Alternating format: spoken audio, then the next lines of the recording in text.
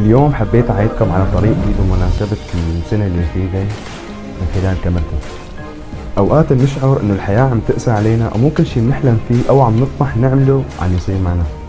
خلينا نكون إيجابيين، ما في أي إنسان على كوكب الأرض إلا وعنده حلم بده يحققه، بغض النظر عن شو هو أو شو المجال. حتى عنده تجارة عمل بده يعملها، مفارق شخص بيحبه وغالي عليه وحلمه إنه يلتقوا، خاطب وموضوع الزواج ما عم يتم، أو حتى عنده حلم إنه يروح على الحج بس ما باستطاعته، أو حتى طالب حلمه يتفوق بدراسته ويفرح أهله ويفتخر بشهادته.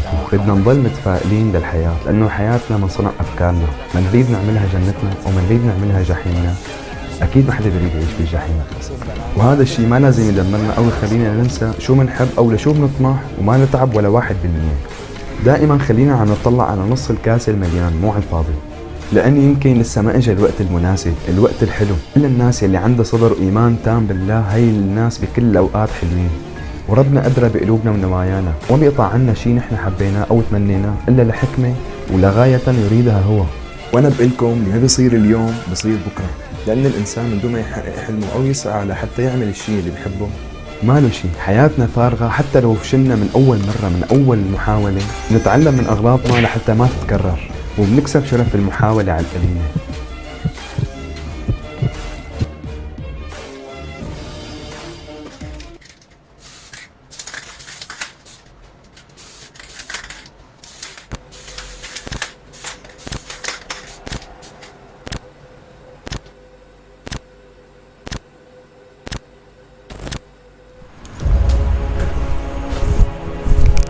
سلام جمهور ابو الملايين، كيفكم؟ شو الاخبار؟ يا رب تكونوا بصحه منيحه. اول شيء اخواتي كل عام وانتم بالف خير يا ربي، وناسبة عيد الاضحى المبارك يا رب. هيك والسنه الجايه كل مين بتمنى انه يزور النبي يكون عنده يا رب، وكلياتنا نكون على جبل عرفات بهيك يوم فضيل. لا اخي لحظه، يوم الوقفه كان امبارح، نحن اليوم اول يوم عيد.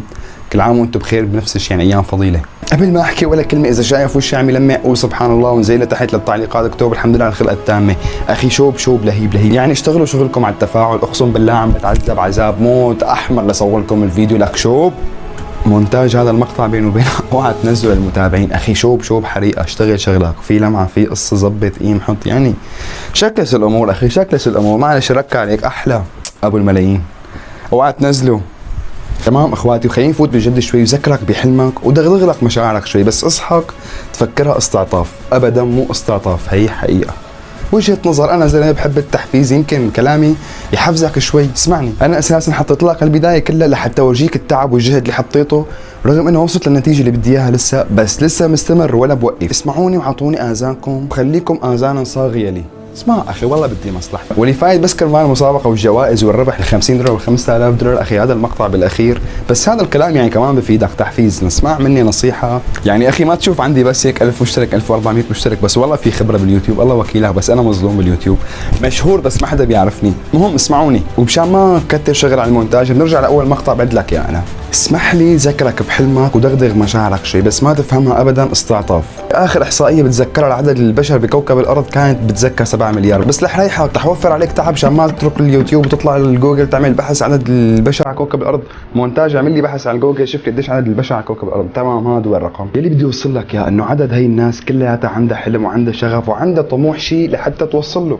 والبشر اللي عم تحلم انقسمت لثلاث اقسام. القسم الاول يلي سعى لحتى يحقق حلمه، يلي بلش بالعملي، فشل ورد كمل ورد فشل ورد كمل ورد فشل ورد اتعلم من اغلاطه وصلحها بعدين وصل. النوع الثاني، وفي ناس حلمت وبلشت بالعملي وتعب وعرف وين غلطه ورجع صلح وظبط ومشي، بس ما وصل لحلمه. ما بالضروري اي انسان تعب معناتها لازم يوصل للمطرح اللي حاطه براسه. في ناس بتتعب قد ربع التعب اللي بيتعبه هذا الشخص، كان انا او كان انت، بس ما بيوصل، لانه اوقات الحياه بتكون فرص، حظ، صدفة. وكمان في ناس عندها حلم وما بلشت ولا سعت ولا بده يحقق حلمه ولا حتى بده يحفز الناس اللي حواليه ولا بده اياهم يطلعوا ولا عدلي كلمة ولا اذا بيطلعوا معك ولا بده يرد لهم الخير. وهي الناس واجهتها كثير على فكرة وطلعت بطريقي كثير، بس شو يعني وقف؟ انا اساسا بقول عن حالي ناجح، انا النجاح بذاته. حط لي هاشتاج تحت ادعم نفسك بنفسك، كوني بحب التحفيز وبحبكم محفز لكم.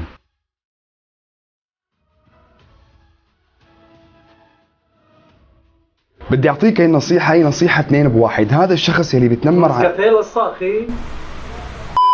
وقف خلص كمل ما عاد نحكي. اخي اسمعوا مني هي نصيحه 2 بواحد للناس اللي مهم تتنمر على الناس الثاني اللي عنده حلم بده يوصل له. اخي اسمع مني نصيحه مني الك، التفت لنفسك، التفت لنفسك، شو بتحلم فكر فيه، دور فيه بالنت. الانترنت على فكره مو بس للمواقع الاباحيه وحتى اباحيه، وباكد لي عليها مواقع الاباحيه ولتعرف على البنات، لا اكيد مو مشان هيك بس. طفى اللابتوب شغل، يلي عنده هدف براسه بده يوصل له بده يوصل له، ما حتوقف طريقه لا انت ولا تعليقك. نصيحه مني التفت لنفسك والتفت للشيء اللي بتحلم فيه انت. انا من الناس اللي بحب احلم وخطط، وبس كون جاهز بلش اقتحم فوت. بعام 2010 حلمت صير لاعب بطل تايكوندو، فتح اللعبه ودخلت لها. عرض لي الصوره هون. بدي وجه تحيه لمدرب زياد حمشو بطل التايكوندو، تحياتي لك من خلال الشاشه، ولكل مين كان يلعب معي بهذا الفريق بهذا النادي تحياتي لكم. وصلت لنتيجه رضيان عليها وطلعت من هي اللعبه، دخلت بلعبه ثانيه اللي هي رياضه كمال الاجسام، وانا بتذكر حلمت اوصل لمطرح ووصلت له، وصلت لنتيجه رضيان عنها. بس بنهايه المطاف صارت الظروف بسوريا وصارت الاحداث، ومثلي مثل كثير عالم بالشعب السوري تحزبت، يمكن حرمت الضحكه والفرحه وعشت الغربه وسنينها وحيطانها البارده. بس شو يعني؟ بطل اضحك، بطل احلم، بطل ساوي الشيء اللي بدي اياه، لا كل شيء بده يخلص، كل شيء له اخر. انت اليوم عم تشوفني عم تشاهدني، ما بعرف اذا عندي على القناه اليوتيوب هلا يمكن عندي 2 مليون، يمكن كمان بالنهايه تطلع اليوتيوب مو قصتي، يمكن اطلع من اليوتيوب خلص، يمكن متت، يمكن انت عم تشوف الفيديو ب 2050 ما بعرف وين بكون. كل شيء بده يخلص بالنهايه. رب العالمين قال بكتابه العزيز الحكيم: كل من عليها فان ويبقى وجه ربك ذي الجلال والاكرام. هذا المقطع نزل بعام 2021، انت اللي عم تتابعني يمكن ب 2030 2031 2050 2060 ما بعرف، يمكن يكون متت، يمكن يكون تركت اليوتيوب، يمكن يكون عندي 2 مليون متابع ومنزل فيديو منذ قليل، منذ 4 دقائق. فوت على اقرا الفيديو اذا شفتني، واذا ما شفتني اذكرني بالخير وادعي لي دعوه صالحه. واكيد ما بدي انسى الناس اللي دعمتني وقالت لي استمر، وشافت الفرق بين البدايات وبين هلا بالتصوير والتوتر والمونتاج اللي كان. مقابلة محمد علي كلاي سأله المذيع انه كم مرة بتعمل ضغط؟ قال له 6 مرات او 7 مرات. المذيع ضحك. شو 6-7 مرات يعني؟ مستحيل. محمد علي كلاي بطل ملاكمة 6 مرات؟ قال له بعمل 6-7 مرات ضغط بعد ما اتعب، بعد ما يحط كل مجهوده ببلش يعد، وانت حط كل شيء عندك بعد منها شوف حالك اذا قدمت صح اما لا، حصلت النتيجه صح اللي بدك اياه اللي وصلت لها او لا. الحياه صعب انه تصعبها على حالك وتسمع كلام الناس وتحبط حالك بحالك، ما بدها. يمكن في ناس تفوت لعندي على الفيديوهات تحط لي ديسلايك، شكرا كثير لك انا بحبك، وناس ثانيه بتفوت تكتب لي بالتعليقات انه لا تتعب ولا تعذب حالك ولا تتعب على فيديوهاتك ما رح توصل. كمان شكرا كثير لك اخي انا بحبك، كرمال انك عم تدعمني وعذبت حالك كثير وكتبت بالتعليقات، كرمال استمر وتفتخر فيني لانك دعمتني كمل بهالتعليق السلبي حبيبي. و100 كلمه اخيره، اذا عم تعمل شيء يرضي ربك ويرضي اهلك ويرضيك انت كمل لا توقف اخي، وخليك عم تطلع لفوق فوق فوق فوق. لا مونتاج لحظه فهمت القصه غلط، ويمكن اخر شيء توقع ويروح تعبك كله على الارض، بس لا ما راح على الارض، انت كسبت خبرات، صار في عمك عده ادوات، لو انك فشلت تعرف كيف ترجع تفوت. هلا صار وقت المسابقه، جاهزين؟ اليوتيوب بالفتره الاخيره كثير عم يصعب على الناس وما عم يطلع القنوات الجديده، يعني القنوات ما عاد طلعت بالمقترحات، ما عاد طلعت بالقائمه الرئيسيه، نتائج البحث ما عاد طلع فيها. نحن بنلعب لعبه على اليوتيوب، كثير ناس قالت لي جيب بنت انه خيي افتح اول زرين عادي وشوف انا اول واحد بدي اشترك عندك. لا اخي ما تشترك، اذا بدي اجيب لك بنت تفتح اول زرين ونشير على فخادها ما لا تشترك، ما في داعي.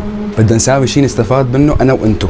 المسابقة كالتالي، هاي القناة بإذن رب العالمين رح توصل منبر لتساعد الناس كلها وادعم المواهب وادعم القنوات الجديدة، وإذا ما في حدا عنده موهبة أو عنده قناة ويكون صانع محتوى بيستفاد دعم مادي. على فكرة أول شيء هاي المسابقة حقيقية، ما حربح ولا أي واحد بخصني، يعني أخي إذا ما شارك ما بيربح، والشاهد بهي المسابقة رب العالمين. احلف على المصحف إنك حتربحنا. شوفوا اليوتيوب آخر فترة بالأواني الأخيرة بده يصعب الطريق على الناس وبده يصعب الطريق على صناع المحتوى، من زحمة القنوات ما عاد ساعد حدا ولا عاد قدر تعب حدا. يعني بالفترة الماضية كان اليوتيوب يروج للفيديوهات، طلع القائمة الرئيسية، تتصدر نتائج البحث بالمقترحات، كأنه اليوتيوب عم يقول لك دبر حالك بحالك، وبنفس الوقت بيجيك عالم تاني بيقول لك اخي روج بقناه ضخمه، روج بقناه في عدد مشتركين كبير، هي اذا ردوا عليك واذا ما طلبوا مبلغ هيك قده.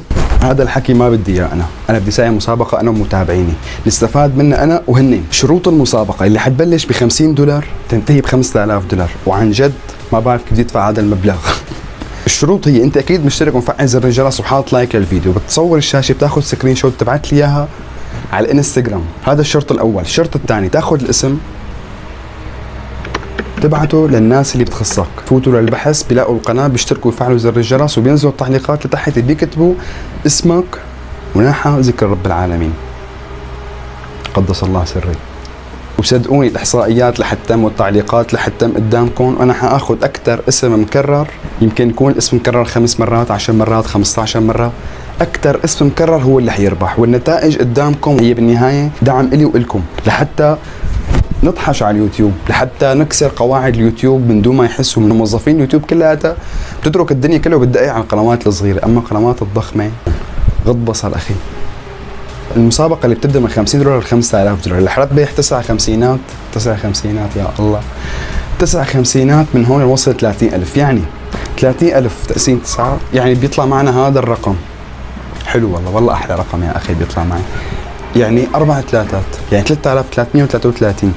وصلنا له ربح واحد $50، نضربه باثنين لنوصل للرقم اللي بعده اللي هو بيكون 6666. كل ما نطلع عدد رح ربحكم، وكل ما نوصل رقم منيح رح يصير في دعم قنوات. كل فترة رح ساوي حملة انه نعرض 5 قنوات ونعمل لهم دعم، وما بدنا من نية اليوتيوب ولا من نية اي قناة ضخمة. يعني بالمختصر المفيد بحياتك ما رح تندم انك اشتركت وفعلت زر الجرس بقناتي. اصحى بدك تستفاد. وانا عن جد بحبكم من قلبي وبتمنى لكم حياه سعيده، وشكرا انك شاهدت الفيديو كامل ووصلت معي لهي اللحظه. وبدي اشكر ابي وامي اللي دعموني واللي ربوني صح وربوني على المبدا، وما بيع حالي وما بيع نفسي كرمال مصاري وكرمال شهره. دمتم في امان الله، انبسطوا وعيدوا وافرحوا وعايدوا على العالم اللي بتحبوها، ولا تسالوا اخي، وهذا الوش الحلو بيستاهل كل خير. اتمنى لك النجاح والتوفيق. سلام.